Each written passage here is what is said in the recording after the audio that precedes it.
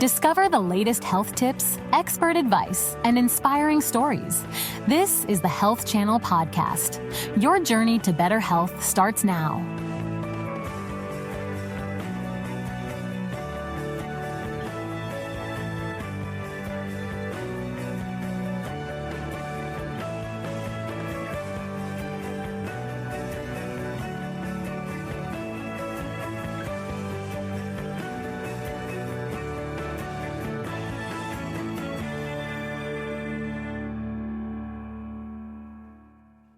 Caring for your pet shouldn't come with a sticker shock. Whether it's food, visits with a vet, or a new set of playthings, raising a happy and healthy pet isn't cheap. But fear not, today we have some budget-friendly tips to help keep your pets thriving without breaking the bank, as well as answer your other pet-related questions. All this on this episode of Ask the Doc, No Appointment Needed. Welcome to Ask the Doc, the show where we encourage our viewers to send in their health-related questions. I'm Dr. Joy Carter, Doctor of Veterinary Medicine, and today we'll show you how to keep your pet care costs under control. All right, let's get started, guys. So our first questions come to us from Courtney, who reached out through our website, allhealthtv.com. Hi, Doc. I just rescued a cat from the street and I'm looking into getting her spayed. It's a lot more expensive at my regular vet than at animal control. Is it okay to go there and do they do a good job? All right, Courtney, got a little bit tongue-tied there, but yes. So definitely a lot of times animal services and other humane societies, they do spays and neuters at reduced costs, okay? The reason they are able to do them at a reduced cost is because they do so many at a time. And then sometimes they also get some funding from the government. And then as far as the actual surgery, I mean, it is going to be done by an actual veterinarian. But a lot of times they don't do pre-op blood work, depending on if it's a dog or a cat. Sometimes they don't put an IV catheter in. The pet may not be on IV fluids.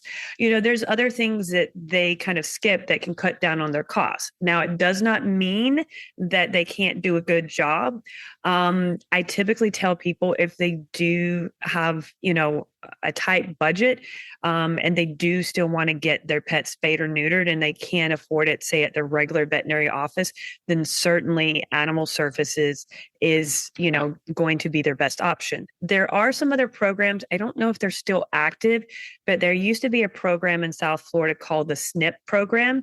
And you had to apply, to have your pet put on that program, but they could go to other veterinary offices and they could actually get spayed or neutered there. And part of it would be paid by the county. I always advocate for spay and neutering, pets because nobody wants unwanted litters.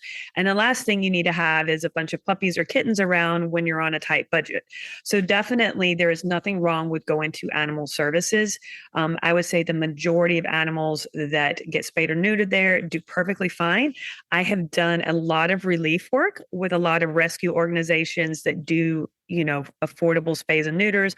I have worked with animal services, and they do a good job. It's just, they do this and this is what they do every day. So they're able to do quite a large amount of pets and they're able to do it for a reduced cost. So yes, Courtney, if you just found a cat on the street and you don't feel that going to your primary veterinarian is going to be affordable for you, definitely look into Humane Society or Animal Services, see about getting your pet spayed, okay? All right. So our next question comes from Drew, who reached out to us through Facebook. Hey, Dr. Joy, what do you think about pet insurance? I've heard from some other pet parents that it costs a fortune and yet never covers any of the injuries or illnesses that their pets suffer from. All right. So I'm kind of sorry, Drew, to hear your friends have been a little bit underwhelmed with the pet insurance, but I will say I am 100% an advocate for pet insurance. Okay. Just like human health insurance, there are different plans and they are going to vary in cost and they are going to vary on what they cover. Okay. Most of the pet insurances are going to be pretty affordable. All right. It depends on the age of your pet. It can also sometimes depend on the breed of your pet too. But I would say on average, probably maybe around $50 to $75 a month is what it tends to be for pet insurance. Most pet insurance are usually used for emergency type situations. Okay. There are some pet insurances that may cover routine veterinary care, and they may have a little bit higher, I guess you could say, premium. I typically tell owners, if you want to have a pet insurance plan that includes that, great. But if it's kind of a little bit above your budget, then definitely just kind of get the basic. And it really depends on which company you use. And it depends on your plan. Some, require, a little bit of a deposit. Okay. And then, or basically a deductible, like we say in humans. And then they cover, say, a certain percentage. It can vary anywhere from I think probably 60, 70, up to sometimes 90%. Or if you have the highest coverage, it may cover everything.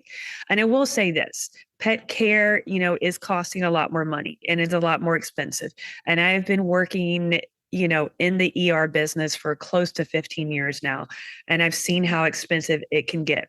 And it makes it so much easier for myself and for other veterinarians when we have a pet parent that has taken insurance out on their pet, and we don't have to worry about having that talk with them about, what they're able to do and not do because of financial situations. Because in some of those situations, when it comes to emergency, it can be a life or death kind of decision, if they're not able to get the proper care. So don't listen to your friends, Drew. Okay, sorry. But there definitely are a lot of good companies out there. Honestly, just go to Google, type in pet health insurance. You will see a lot of different ones come up. Some that I personally know, I think Trupanion is one. I think Nationwide now has pet insurance. There's Lemonade. I can't even remember all of them. But what you need to do is go and sit down and see which one is going to be best for your pet and best for your budget too. All right. All right, we've got another Facebook question from one of our loyal viewers. This is from Esme through our Facebook page. Hola, Dr. Joy. I'm in my third year of college. I'd love to be able to have a pet right now, but my financial situation is a little tight at the moment. I've heard that fostering a pet is an option. Would love your thoughts on this. All right, Esme. Yes. Listen, guys. Owning a pet nowadays can kind of almost be considered a little bit of a luxury because pets do require a lot of care and that can cost money. And if you're not in the financial situation at this time period to be able to take care of the pet, the last thing you need to do is get a pet. But if you want to be able to experience the benefits of owning a pet or taking care of a pet, fostering is 100% the best option. Okay. At my current job, there are quite a few rescue organizations that I work with. One of them is Saving Sage. I think Sunshine Animal Rescue. There's so many different out there. I think there's even Peggy Adams that is up north, Big Dog Ranch. And a lot of these rescue groups rely on fosters. Okay. They would not be able to take care of the number of pets that they get surrendered or that they rescue if it was not for fostering. And I do know this for a fact. Most of these rescue organizations, they will take care of the medical bills. They will give you the food. They will give you the toys. They will give you the beds. All you need to do is you need to provide love and a home. And if your pet does require any type of veterinary visits or care, you transport them to the vet and the rescue takes care of the rest. And it is definitely a wonderful way and, to be able to help a pet out without having that financial burden. And in some situations, if your financial situation changes and, so many people foster and then they end up adopting their pets. So that's also a good thing too. Another thing that I have heard of, and I don't know if they still do it at Miami-Dade Animal Services or at any other humane societies, but they used to have a program where you can go and you can basically take a dog out for the day, like basically take them on a day date. And that is another really good option, okay? Especially if you just want to kind of experience the pet, for a few hours and not have to keep them at your house, or maybe you live in a place that doesn't allow pets or your parents won't let you have pets. You can do that. You can take them out. They will give you supplies, all that stuff, and you can take that dog out for the day and have as much fun as you want. Also, a lot of other rescue places, they need volunteers, and they need volunteers not just to be able to take care of the pets, but some of it is to interact and play with the cats and play with the dogs. So there are plenty and plenty of opportunities. And trust me, guys, we have such a bad situation here in South Florida with overpopulation of pets. Okay. I do know for a fact Miami-Dade Animal Services, like the shelter is basically at above full capacity. And even probably the same here at some of the shelters in Broward and even up in Palm Beach. And they desperately need people to foster and they desperately need people to help you out. So Esme, listen, when you got like a weekend off or a day off or you just want to chill, definitely see about talking with a local rescue group to see if you can maybe volunteer or maybe look into fostering. Okay. It's definitely great options. If you want to spend time with a pet, but you don't think you can take care of it full time, there are plenty of options out there for you. Okay. All right. Next question comes from Anastasia, who just visited us on Insta. Good day, Dr. Joy. I've been getting my food from a fancy smancy pet boutique, but it's outrageously expensive. My best friend says I'm spending way too much, but my fur baby means the world to me and deserves the best. Can I get really good quality dog food from a pet or grocery store? All right, Anastasia, fancy smancy, huh? All right, this is what I think. So yes, you can. Okay. Lot of the three major food brands as far as what a lot of veterinarians tend to promote that have prescription food is going to be like Purina, Royal Canin, Heels. And there's so many other brands of dog food out there. Okay. So this is not just it. And a lot of those foods, you can get them from a regular just pet store. It doesn't have to be like a fancy boutique. Okay. Even some of the grocery stores, they carry that type of food also. The big thing that I like to tell owners is that the grain-free diets that a lot of, I feel like fancy boutiques or online or, influencers or TikTokers or whatever are kind of promoting like the grain-free stuff. That's not really good for your pet. Okay. It is very, very rare that pets have an actual allergy to grain.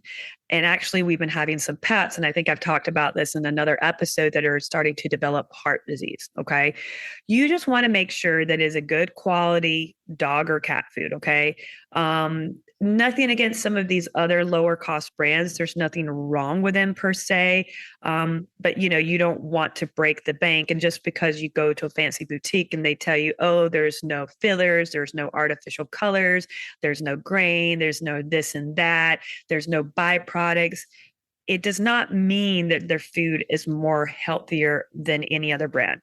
My Pomeranian lived to be 18 years old, and she was on pretty much Royal Canin and Heal Science diet all her life. No fancy smancy food or anything like that. And thankfully, she was very healthy up until her old age. Listen, if you want to spend your money on that stuff, by all means, go ahead. But it doesn't mean it's going to be any better for your pet. The funniest thing I think is when I have owners come in and they tell me that they give their pet like filtered or bottled water. It's great. If you want to do that, but it does not make a difference. Okay. I kind of like laugh a little bit inside, but it's fine. You can do that. So there's a lot of rumors. There's a lot of myths. I think honestly, the best information source is going to be your veterinarian. Okay. You can find out so much information on the internet that is not true. So as far as a good quality food, if you have a question about it, just talk with your veterinarian. Okay. There's so many different good quality foods out there, but you don't necessarily have to go to a fancy smancy boutique. All right. So I hate to burst your bubble, Anastasia, but it's fine if you want to feed your dog that food, but definitely if you want to maybe see if you can get a food that's a little bit less expensive, there are a lot of other good qualities out there. I would just talk with your veterinarian on what they recommend based on your pet's age and your pet's lifestyle also. All right. This question comes to us from Sebastian, who reached out through YouTube. Dr. Joy Carter, do you have any DIY pet toys or enrichment activity ideas that you can share, which can help save us money, but still keep our pets happy and engaged? Hey, Sebastian. All right. Yes, I do. Okay.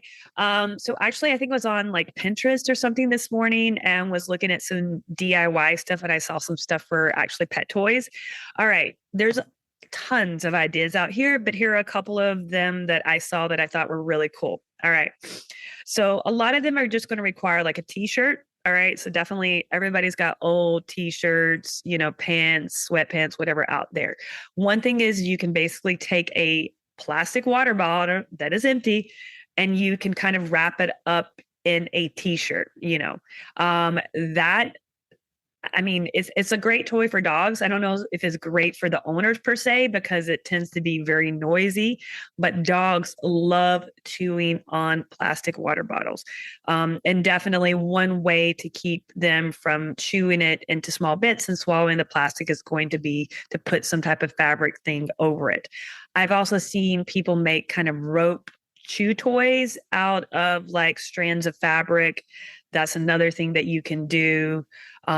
You can take an old tennis ball and you can kind of maybe even put it in like a sock and then tying the end of the sock or kind of doing that with some type of fabric material. That's another good one. There's so many ideas out there. All right, guys, I'm not going to be able to name everything, but just go online. As far as cats, oh my God, you buy an expensive toy for your cat and then next thing you know, your cat's playing with the box that it came in. That always happens. So I will tell you this much. Boxes are great for cats. You can certainly cut holes in the box. You can, get special, like, I guess, cardboard tubes that they can kind of like run through. That's another really good idea. You could kind of make your own kind of like those kind of like feather toys that they have kind of on the string and you wave around.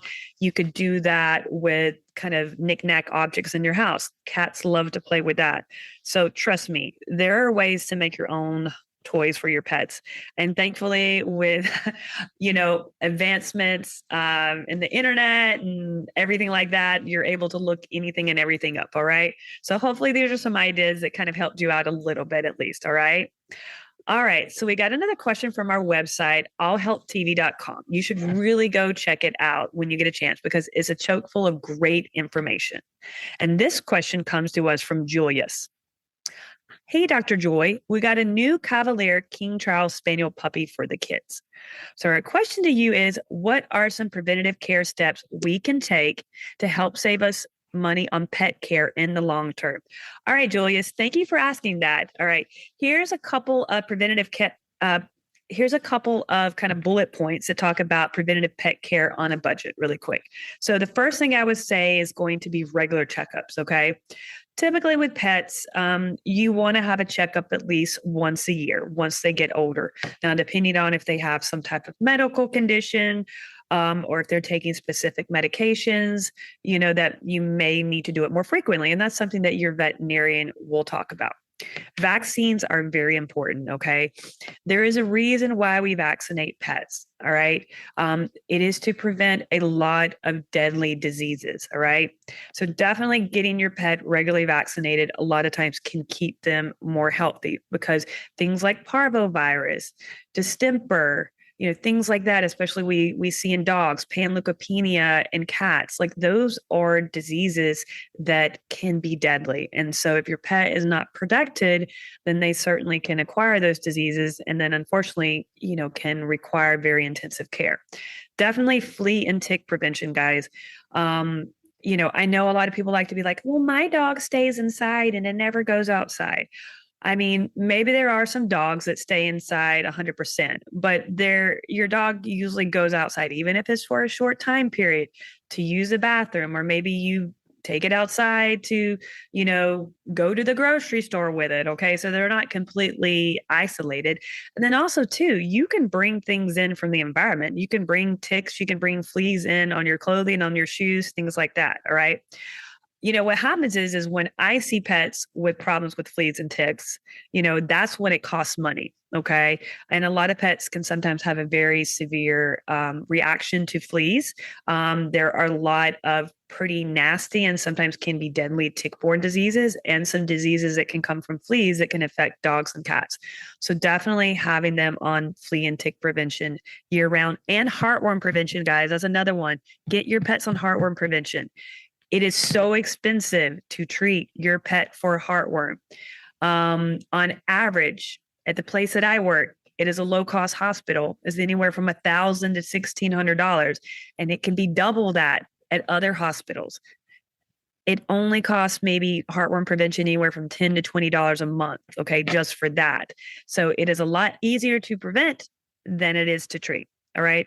Another thing is good dental care. Okay. You don't know how many dogs I have come in, the little chihuahuas with the rotten teeth.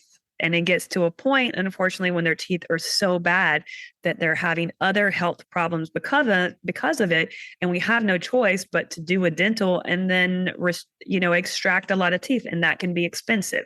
Now, brushing their teeth regularly doesn't mean that they won't ever need a dental. Okay. But definitely you can help, so they don't have to have a dental cleaning as frequently, basically. And then the other thing would be, like I talked, with Anastasia's question, just good quality pet food. Okay. You want to feed your pet something that is good quality. Like I said, speak with your veterinarian about that. Definitely based on their age, their lifestyle. There's even certain foods for different breeds. If they need to be on a prescription food for, some type of medical problem or something like that. Okay. All right. So definitely the way to try and treat disease, or I guess you say the cheaper way, is to prevent it in the first place. All right. All right. So we got another question from our Facebook page, and this one is from Roxy. Yo, Dr. Carter. Yo, Roxy. Sorry. I've got a 6-year-old Yorkie, Trixie, who has a history of stomach issue and occasionally gets diarrhea sometimes. Do I need to go to the vet every time she gets the trots? It's more expensive for the dog to see the doctor than me. All right, Roxy. So hopefully none of my colleagues are going to get mad about this answer, but the answer is yes, and the answer is no. All right. So most of the time, if you know that your pet has a sensitive stomach, and say you know that your pet got into something they weren't supposed to, they otherwise are acting fine.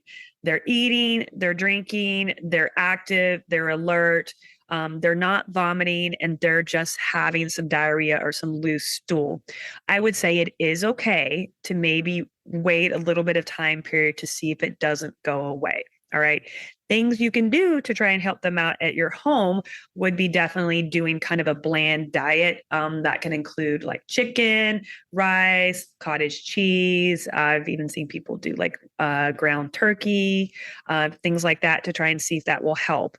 Definitely, it becomes a concern when, say, the diarrhea is not starting to show some signs of improvement after about 2 or 3 days, or if there's any other clinical signs that are starting to appear, like I mentioned, not wanting to eat, vomiting. Okay. If you're starting to notice a decent amount of blood in the stool, if your pet is lethargic, at that point, I would definitely phone your veterinarian and see about bringing your pet in.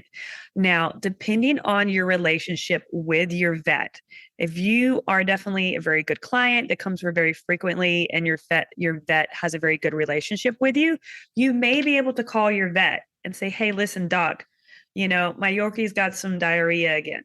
All right. Can I get maybe like some Diagel or some probiotics or something like that?" Or, and they may feel comfortable prescribing it.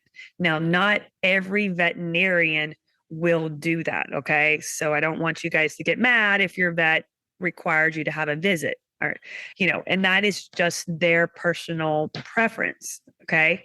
But definitely, you don't necessarily have to go to the vet every time they are having diarrhea. Okay. If you know that it's a chronic history, and you know that your pet ate something weird, and you're just like, "Oh, it'll go away in a couple of days," then that's fine. And that's with most diarrhea that we see in emergency medicine, that we see in general practice, urgent care, most pets are otherwise fine. And if they hadn't come to us, it was probably going to get better in a couple of days. But certainly you need to take your pet in if it's not getting any better in a few more days. All right. So definitely, Roxy, vet care isn't cheap. So that is a legitimate question. Okay. I don't think I'm going to have any time for any more questions, guys, but I know that this is kind of a little bit of a hot topic nowadays, because everybody seems to be on a little bit of a budget. All right. The best thing you can do is communicate with your veterinarian if you're on a budget, but you want to be able to take the best care of your pet. Okay. Trust me, us vets, all we want is we want to see happy and healthy pets. I don't want any sick pets to come in. If I could just see puppies and kittens and cute dogs that are just happy and wagging their tail and want to meet me, I would love that, or to just do spays and neuters. But unfortunately, we're there not only to keep your pet healthy, but to treat them when they do become sick. But if you have any financial concerns, all right, speak with your veterinarian about that. All right, guys. Well, I hope you enjoy this episode, and I will see you guys next week. Okay. Bye. Thank you for listening to the Health Channel podcast. We hope this information has been useful. However, please remember that only your doctor can advise you about what is best for you. Do not start, modify, or suspend treatment based on anything you have heard on this podcast. Please join us again soon.